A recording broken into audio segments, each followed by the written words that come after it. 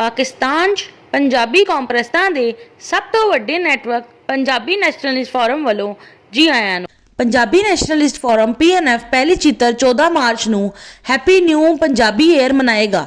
ਪੰਜਾਬ हुकूमत ਵੱਲੋਂ ਪਹਿਲੀ ਚਿੱਤਰ 14 ਮਾਰਚ ਨੂੰ ਪੰਜਾਬੀ ਕਲਚਰ ਡੇ ਨਹੀਂ ਬਲਕਿ ਪੰਜਾਬ ਕਲਚਰ ਡੇ ਮਨਾਇਆ ਜਾਂਦਾ ਰਿਹਾ ਹੈ। ਪੰਜਾਬ हुकूमत ਦਾ 14 ਮਾਰਚ ਨੂੰ ਪੰਜਾਬ 'ਚ ਪੰਜਾਬੀ ਕਲਚਰ ਡੇ ਦੇ ਬਜਾਏ ਪੰਜਾਬ ਕਲਚਰ ਡੇ ਮਨਾਉਣਾ ਪੰਜਾਬੀ ਕੌਮ ਦੇ ਨਾਲ ਜ਼ੁਲਮ ਤੇ ਜ਼ਿਆਦਤੀ ਵੀ ਹੈ ਤੇ ਪੰਜਾਬੀ ਕੌਮ ਦੇ ਖਿਲਾਫ ਸਾਜ਼ਿਸ਼ ਵੀ ਹੈ। ਪੰਜਾਬ 'ਚ ਪੰਜਾਬੀ ਕਲਚਰ ਡੇ ਦੇ ਬਜਾਏ ਪੰਜਾਬ ਕਲਚਰ ਡੇ ਮਨਾ ਕੇ ਪੰਜਾਬੀ ਕੌਮ ਨੂੰ ਮਿੱਠਾ ਜ਼ਹਿਰ ਖਵਾਇਆ ਜਾ ਰਿਹਾ ਹੈ।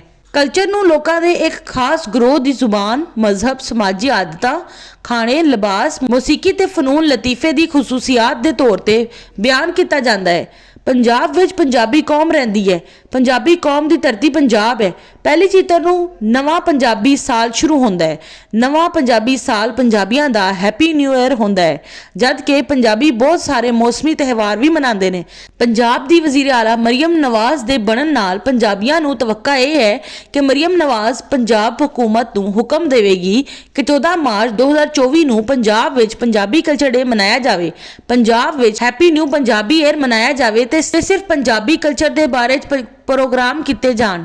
ਕਿ ਸਿੰਧ ਵਿੱਚ ਸਿੰਧ ਕਲਚਰ ਡੇ ਮਨਾਇਆ ਜਾਂਦਾ ਹੈ ਕਿ ਸਿੰਧੀ ਕਲਚਰ ਡੇ ਮਨਾਇਆ ਜਾਂਦਾ ਹੈ। ਕਿ ਖੈਬਰ ਪਖਤੂਨਖਵਾ ਵਿੱਚ ਖੈਬਰ ਕਲਚਰ ਡੇ ਮਨਾਇਆ ਜਾਂਦਾ ਹੈ ਕਿ ਪਸ਼ਤੂਨ ਕਲਚਰ ਡੇ ਮਨਾਇਆ ਜਾਂਦਾ ਹੈ। ਕਿ ਬਲੋਚਿਸਤਾਨ ਵਿੱਚ ਬਲੋਚਿਸਤਾਨ ਕਲਚਰ ਡੇ ਮਨਾਇਆ ਜਾਂਦਾ ਹੈ, ਬਲੋਚ ਕਲਚਰ ਡੇ ਮਨਾਇਆ ਜਾਂਦਾ ਹੈ। ਪੰਜਾਬ हुकूमत ਕਲਚਰ ਡੇ ਸਿਰਫ ਪੰਜਾਬ 'ਚ ਮਨਾਉਂਦੀ ਹੈ, ਜਦ ਕਿ ਪੰਜਾਬੀ ਸਾਰੇ ਪਾਕਿਸਤਾਨ 'ਚ ਰਹਿੰਦੇ ਨੇ। ਪੰਜਾਬੀ ਨੈਸ਼ਨਲਿਸਟ ਫੋਰਮ PNF ਪਹਿਲੀ ਚਿੱਤਰ 14 ਮਾਰਚ ਨੂੰ ਸਾਰੇ ਪਾਕਿਸਤਾਨ 'ਚ ਹੈਪੀ ਨਿਊ ਪੰਜਾਬੀ ਈਅਰ ਮਨਾਏਗਾ। ਪੰਜਾਬੀ ਨੈਸ਼ਨਲਿਸਟ ਫੋਰਮ PNF ਦੇ ਪਾਕਿਸਤਾਨ 'ਚ ਸਾਰੇ ਜ਼ੋਨ ਆਪਣੇ ਜ਼ੋਨ 'ਚ ਹੈਪੀ ਨਿਊ ਪੰਜਾਬੀ ਈਅਰ ਮਨਾਉਣਗੇ। ਆਪਣੇ ਸੱਜਣਾ, ਬੇਲੀਆਂ ਤੇ ਸੰਗੀਆਂ ਸਾਥੀਆਂ ਨੂੰ ਇਕੱਠਾ ਕਰਕੇ ਪੰਜਾਬੀ ਕਲਚਰ ਦੀਆਂ ਮਹਿਫਿਲਾਂ ਸਜਾਣਗੇ। ਆਪਣੇ ਸੱਜਣਾ, ਬੇਲੀਆਂ ਤੇ ਸੰਗੀਆਂ ਸਾਥੀਆਂ ਨਾਲ ਰਲ ਕੇ ਪੰਜਾਬੀ ਲਿਬਾਸ ਪਾਣਗੇ ਤੇ ਪੰਜਾਬੀ ਖਾਣਾ ਖਾਣਗੇ। ਪੰਜਾਬੀ ਮਰਦ ਭੰਗੜਾ ਪਾਣਗੇ ਤੇ ਪੰਜਾਬੀ ਔਰਤਾਂ ਗਿੱਧਾ ਪਾਣਗੀਆਂ।